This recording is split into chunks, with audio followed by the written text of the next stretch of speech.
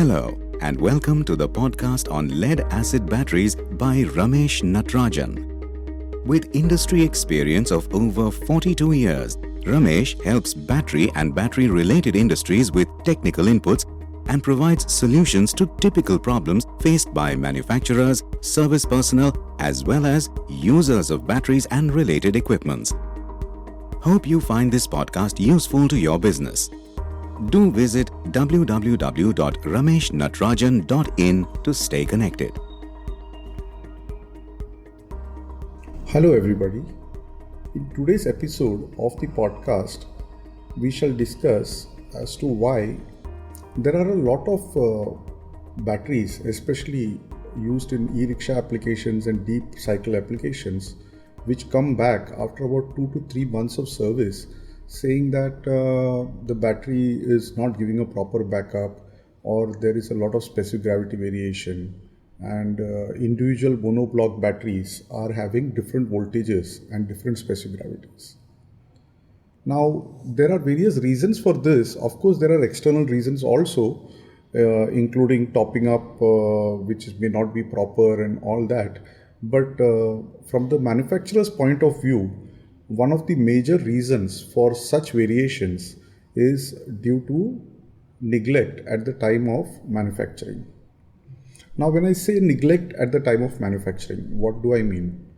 Usually care is taken at the time of casting, pasting, filling, and even pickling, and all those areas of battery plate manufacture, and even in the assembly when the battery is being assembled. A lot of care is being taken, a lot of checks are done, quality control methods are enforced, and there is a lot of supervision too.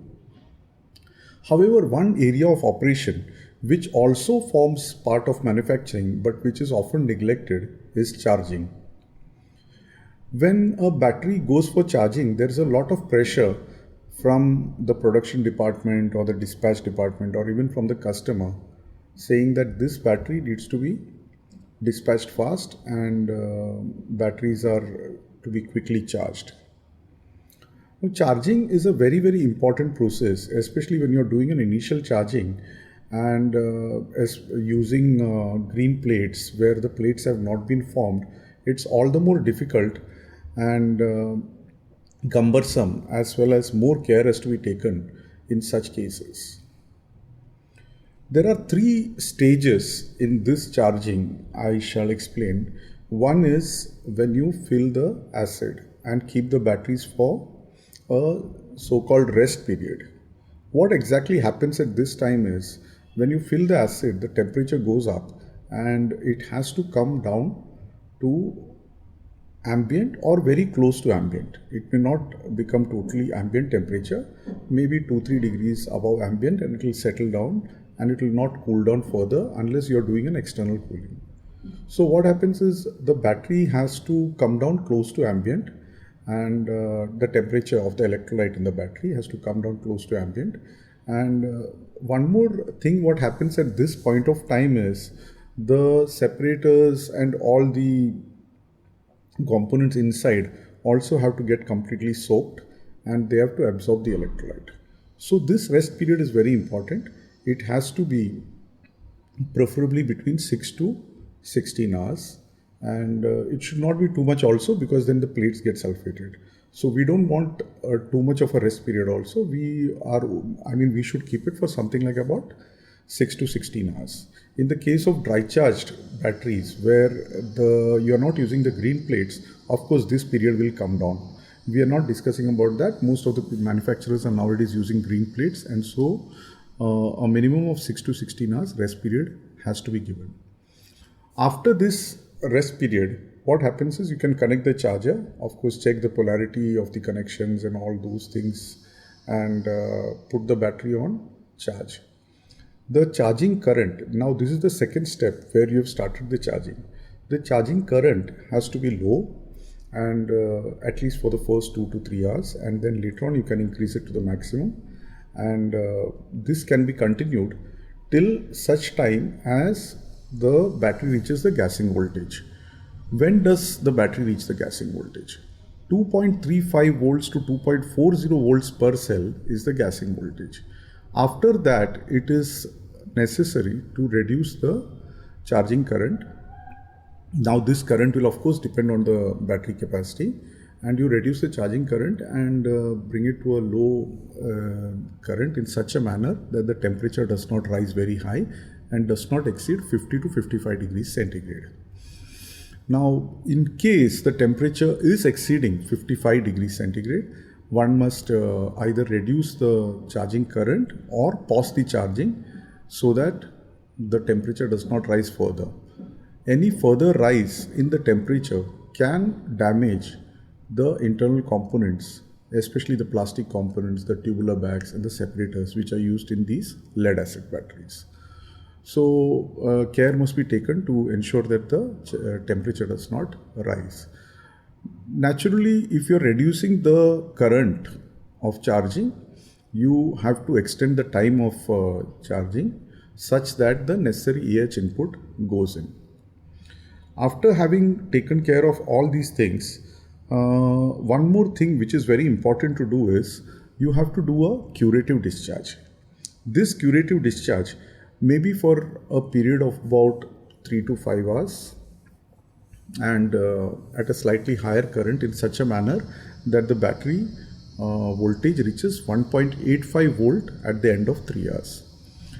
A voltage of 1.80 to 1.85 is sufficient enough.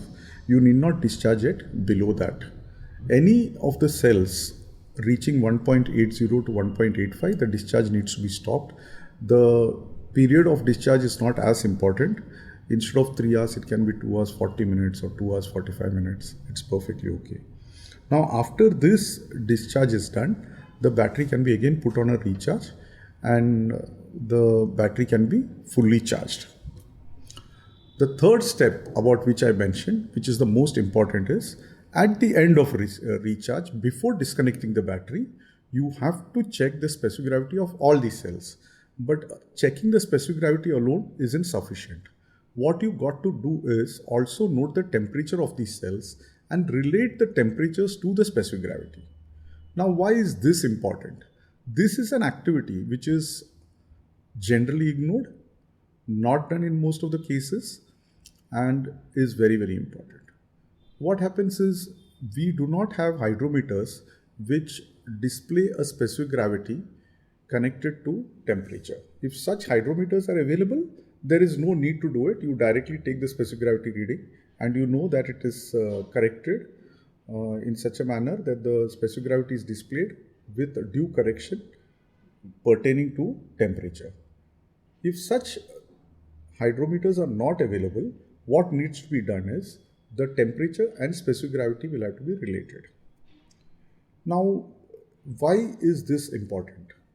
It's important because if the temperature is high and you measure a certain specific gravity, that specific gravity which is indicated to you is incorrect. As the temperature reduces, the specific gravity, if you measure the same for the same cell, it will show you higher specific gravity. Now, specific gravity and voltages are also related. So, if the specific gravity is varying because you have not done a temperature correction, the voltage will also vary.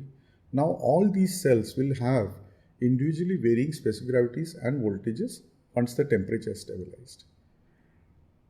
Now, even if we are cooling these batteries, so to say, in a water bath or something like that, what happens is the cell, especially in monoblock batteries, unlike in a 2-volt cell, where you may be able to keep it in a water bath and circulate the cold water all around the cell.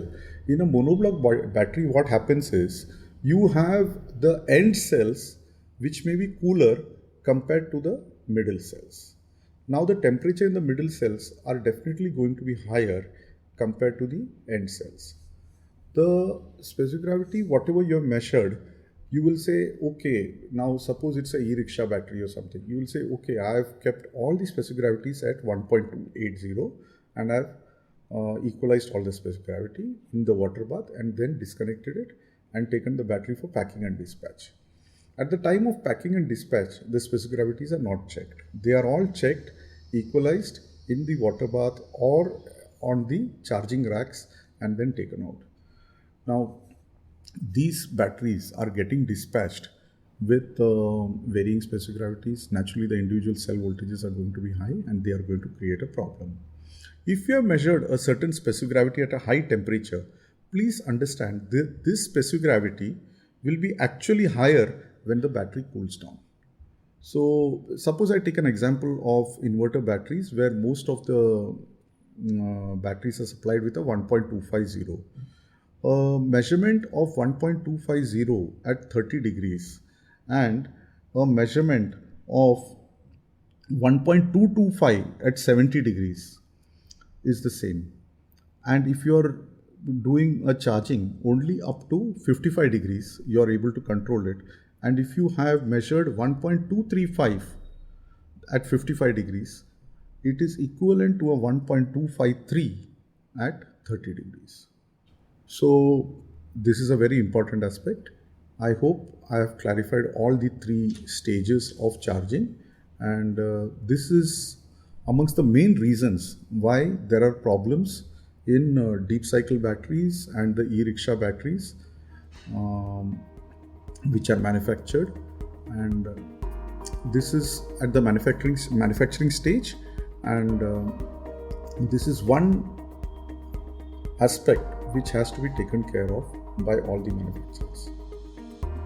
Thank you and have a nice day.